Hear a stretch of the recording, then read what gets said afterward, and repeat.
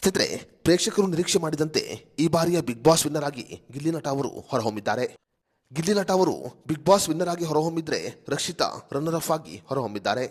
ಸುಮಾರು 37 ಕೋಟಿಗೂ ಅಧಿಕ ವೋಟ್ ಪಡೆದುಕೊಳ್ಳುವುದರ ಮೂಲಕ ಈ ಬಾರಿಯ ಬಿಗ್ ಬಾಸ್ ವಿನ್ನರ್ ಆಗಿ ಗಿಲ್ಲಿ ನಟ ಅವರು ಹೊರಹೊಮ್ಮಿದ್ದಾರೆ. ಬಿಗ್ ಬಾಸ್ ವಿನ್ನರ್ ಆಗಿರುವ ಗಿಲ್ಲಿ ನಟ ಅವರಿಗೆ ಸುಮಾರು 50 ಲಕ್ಷ ರೂಪಾಯಿ ಹಣವನ್ನ ಬಹುಮಾನದ ರೂಪದಲ್ಲಿ ನೀಡಲಾಗಿದೆ. ಸದ್ಯ ಬಿಗ್ ಬಾಸ್ ವಿನ್ನರ್ ಆಗಿರುವ ಗಿಲ್ಲಿ ನಟ ಅವರಿಗೆ ಕಿಚ್ಚ ಸುದೀಪ್ ಅವರು ಇನ್ನೊಂದು ಉಡುಗೊರೆಯನ್ನು ಕೊಟ್ಟಿದ್ದಾರೆ.